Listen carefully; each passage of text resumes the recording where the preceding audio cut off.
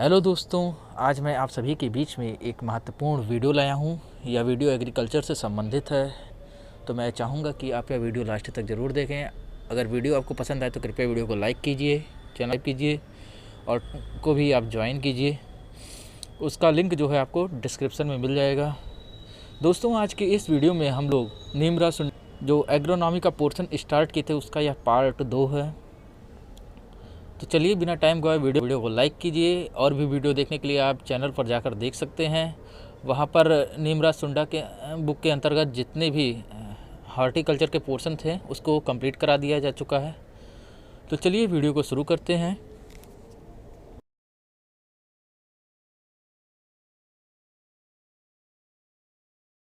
जुताई यानी टीलेज से क्या होता है, मृदा में जल धारण क्षमता और गतिशीलता बढ़ती है, लेकिन बल्क डेंसिटी जो है कम हो जाती है। तो जुताई से क्या होता है, मृदा में जल धारण क्षमता और गतिशीलता बढ़ती है, लेकिन स्थूल घनत्व जो है कम हो जाता है। और वेटलैंड फ्लो जो है लकड़ी के हलों में सबसे छोटा होता है और जिसका उपयोग धान में जो है पडलिंग के लिए करते हैं, और जिसकी दक्षता कितना होता है 8 घंटे के लिए 0.1 हेक्टेयर की है। तो वेटलैंड फ्लो लकड़ी के हलों में जो है सबसे छोटा होता है और जिसका उपयोग जो है किसके लिए करते हैं, तो धान में पडलिंग के लिए करते हैं।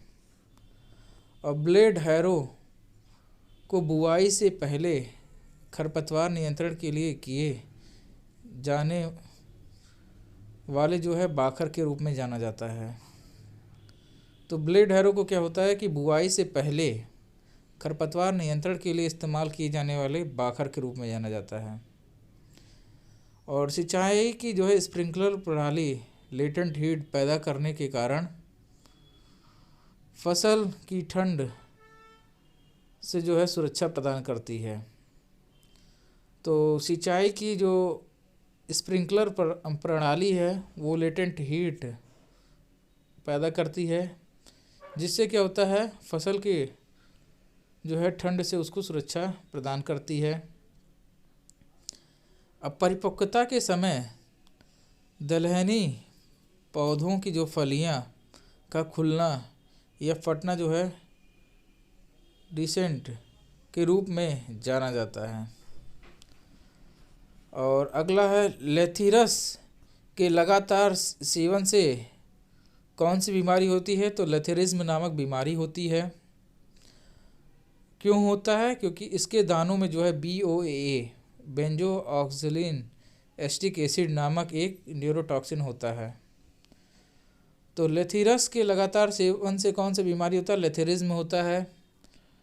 और क्यों होता है, क्योंकि इसके दानों में BOAA बेंजो ऑक्सलिन एस्टिक एसिड नामक न्यूरोटॉक्सिन होता है। उर्वरक जो हरी खाद वाली मिट्टी में सफल फसल उगाने के लिए जो है पसंद किया जाता है, तो कौन सा फास्फेटिक है। तो उर्वरक जो हरी खाद वाली मिट्टी में सफल फसल उगाने के लिए पसंद किया जाता है उस कौन सा है, तो फास्फेटिक है। और कम मैग्नीशियम तत्व वाली जो है घास खाने से मवेशियों में क्या होता है, हाइपोमैग्नीमिया से पीड़ित हो जाते हैं, और जिन्हें आमतौर पे क्या कहते हैं, तो ग्रास टेटानी कहते हैं। और सार्वजनिक भूमि पर पशुओं को चराने की प्रथा को क्या कहा जाता है, तो सार्वजनिक भूमि पर जो है पशु चराने की प्रथा को रेचिंग कहते हैं। और किसी निश्चित समय पर दिए गए स्थान पर उपस्थित वातावरण की स्थिति को क्या कहते हैं, तो किसी निश्चित समय पर दिए गए स्थान पर उपस्थित जो वातावरण है उसे मौसम कहते हैं। और दुनिया में चीनी के उत्पादन में दूसरा एवं खपत में भारत का जो है पहला स्थान है। तो दुनिया में चीनी के उत्पादन में दूसरा एवं खपत में भारत का पहला स्थान है। और तंबाकू भारत में कृषि वस्तुओं के बीच अधिकतम उत्पाद शुल्क में योगदान देता है। तो तंबाकू क्या होता है कि भारत में जो कृषि वस्तुओं के बीच देखा जाए तो जो सबसे ज़्यादा एक्सरसाइज रेवेन्यू किससे प्राप्त होता है, तो तंबाकू से प्राप्त होता है।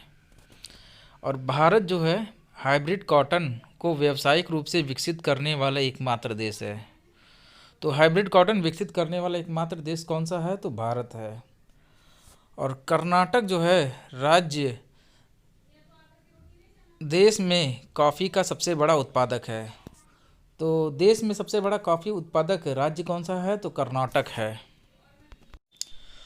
विश्व में तंबाकू का सबसे बड़ा उत्पादक और खपत करने वाला देश चीन है और तंबाकू उत्पादन में भारत का जो है तीसरा स्थान है। तो तंबाकू में देखा जाए तो विश्व में सबसे बड़ा उत्पादक और खपत करने वाला देश चीन है, लेकिन उत्पादन में भारत का जो है तीसरा स्थान आता है। और फिनाइल मर्क्यूरिक एसीटेट पीएमए एक रसायन है जिसका उपयोग जो है कृषि जो है फसलों में रंध बंध करने वाले प्रति उत्सर्जक पदार्थों के रूप में किया जाता है। तो रंध बंध करने वाले प्रति उत्सर्जक पदार्थ के रूप में किसका प्रयोग किया जाता है, तो पीएमए का, फिनाइल मर्क्यूरिक एसीटेट का। अब ज्वार को कैमल क्रॉप एवं मोटे अनाजों के राजा के रूप में जाना जाता है। तो ज्वार को किसके रूप में जाना जाता है, कैमल क्रॉप एवं जो है मोटे अनाजों के राजा के रूप में जाना जाता है। और विश्व में हाइब्रिड धान प्रौद्योगिकी का व्यवसायीकरण करने वाला चीन के बाद भारत दूसरा देश है। तो विश्व में हाइब्रिड जो धान है उसको चीन के बाद जो है दूसरा कौन आता है, उसमें भारत आता है। भारत में हरित क्रांति के दौरान गेहूं की HD 2329 किस्म ने अधिकतम जो है उत्पादन में योगदान दिया था। तो भारत की वो कौन सी किस्म थी जो हरित क्रांति के दौरान अधिकतम उत्पादन में योगदान दिया था, तो HD 2329। और पानी के कटाव में 3 मीटर गहरी और 18 मीटर चौड़ी से अधिक जो चौड़ी जो है गलियों को किस रूप में जाना जाता है, तो G2 छोटी गली के रूप में। तो पानी के कटाव में 3 मीटर गहरी और 18 मीटर जब से अधिक चौड़ी गलियों को किस रूप में जाना जाता है, तो G2। और 3 से 9 मीटर गहरी, इससे पहले वाले में 3 मीटर गहरी थे, इसमें क्या है 3 से 9 मीटर गहरी और 18 मीटर चौड़ी के साथ साथ अगर 8 से 15% ढलान है तो उस गली को किस रूप में जाना जाएगा।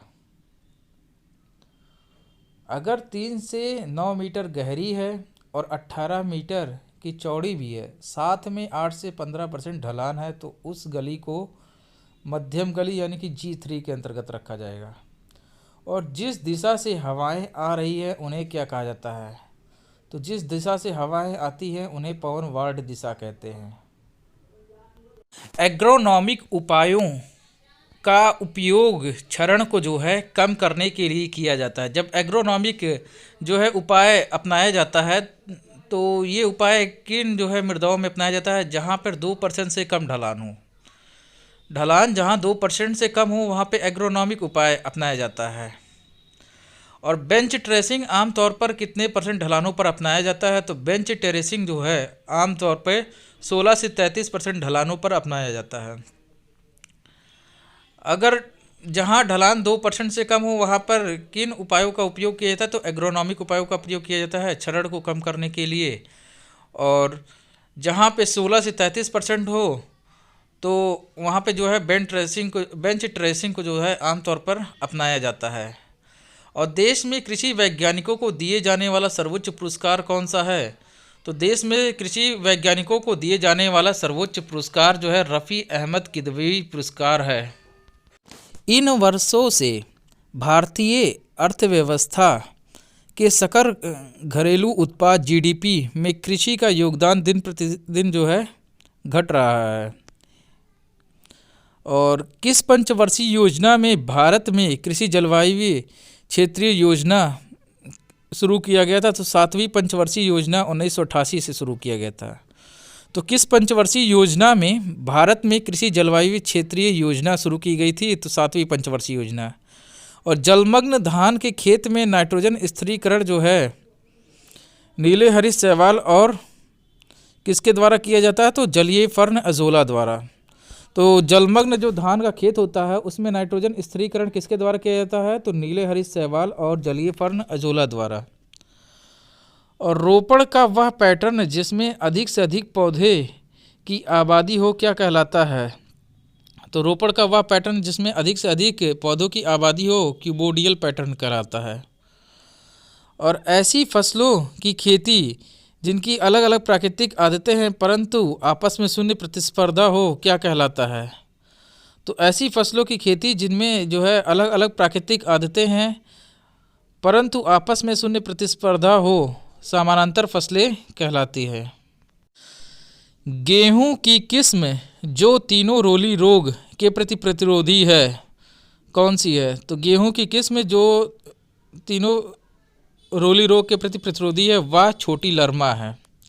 और गन्ने की रैटून फसल जो है कितनी बार लेने की सलाह दी जाती है? तो गन्ने की जो रैटून फसल है वो एक बार जो है लेने की सलाह दी जाती है। और 1 हेक्टेयर चावल के खेत को अंकुरित करने के लिए नर्सरी क्षेत्र की आवश्यकता होती है।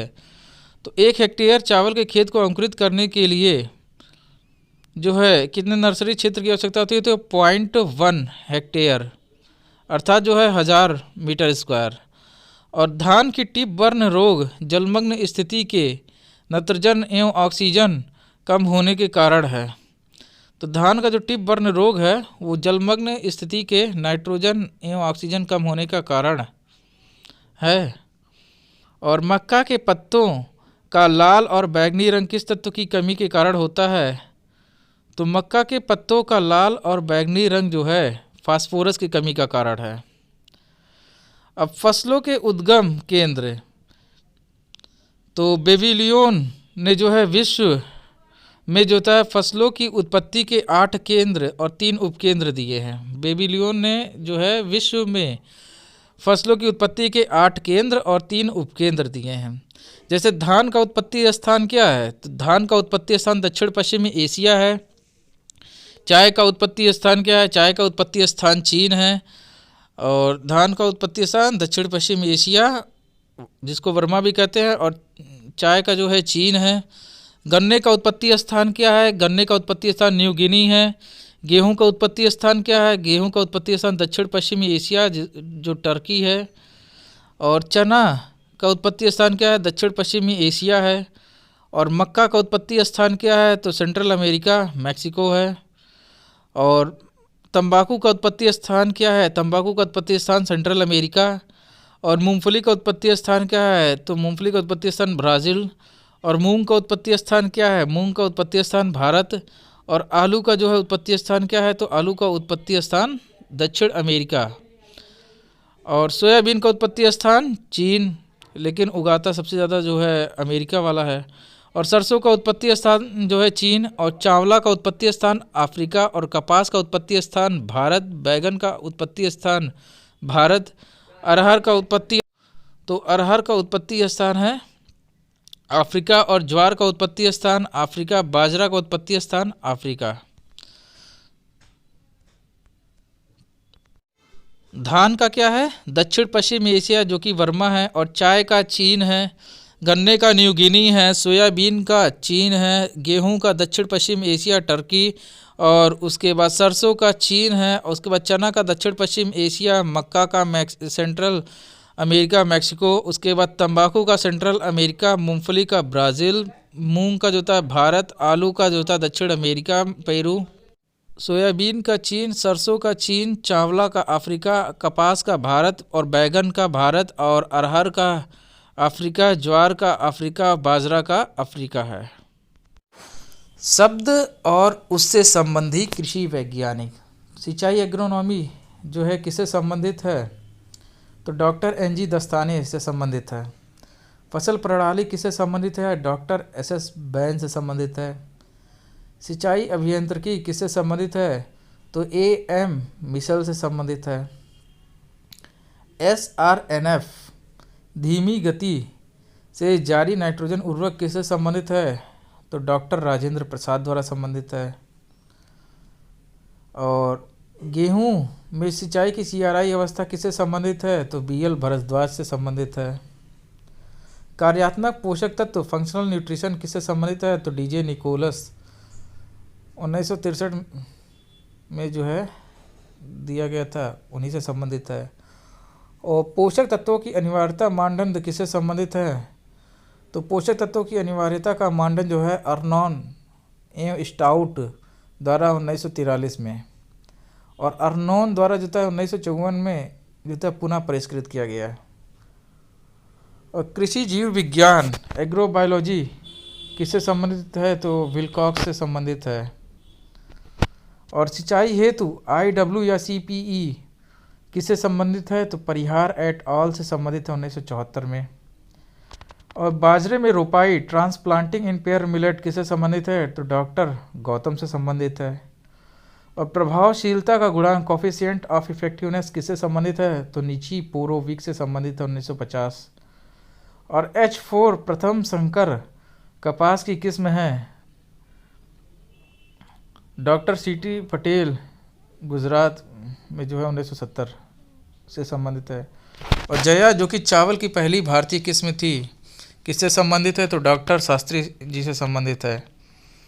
और लॉ ऑफ मिनिमम किससे संबंधित है? तो JB लिविंग से संबंधित है 1840 में। और सीमित कारक का नियम लॉ ऑफ लिमिटिंग फैक्टर किससे संबंधित है? तो ब्लैकमैन से संबंधित है 1905 में। और उपज बढ़ाने का नाइट्रोजन नियम जो है किससे संबंधित है? तो विलकॉक्स से संबंधित है 1929 में। और लीफ एरिया इंडेक्स किससे संबंधित है? तो वाटसन से संबंधित है 1947 में। और पोषक तत्वों की गतिशीलता की अवधारणा किससे संबंधित है? तो RS ब्रिज से संबंधित है। और ए मूल्य अवधारणा किससे संबंधित है? तो D.N.A. फ्रेड से संबंधित है फास्फोरस के लिए। और कटाई सूचकांक हार्वेस्टिंग इंडेक्स किससे संबंधित है? तो डोनाल्ड से संबंधित है। और फोटोपेरोडिज्म की अवधारणा किससे संबंधित है? तो गार्डनर एवं एलार्ड से संबंधित है 1920। और थर्मोपेरोडिज्म शब्द किससे संबंधित है? तो एफवेंट से संबंधित है। और बसंतीकरण यानी कि वर्नेलाइजेशन किससे संबंधित है? लाइसेंको से संबंधित है। एंटीबायोटिक्स पेनिसिलिन किससे संबंधित है? तो अलेक्जेंडर फ्लेमिंग से संबंधित है 1929 में। और बैसिलस रेडिसिकोला राइजोबियम किससे संबंधित है? तो बेजरनिक से संबंधित है 1890। और रोथमेड प्रायोगिक स्टेशन किससे संबंधित है? JB लॉज और JH गिलबर्ट से संबंधित है 1843 में। और विभिन्न क्षेत्रों के संस्थापक एवं पितामह, तो फील्ड प्लॉट प्रयोग के जनक कौन है? तो JB बोसिंगाल्ट हैं। और मृदा विज्ञान या पेडोलॉजी के पितामह कौन है? तो VV डोकुचेव हैं। स्वर्णिम क्रांति गोल्डन रेवोल्यूशन के जनक कौन है? डॉक्टर KL चड्ढा हैं।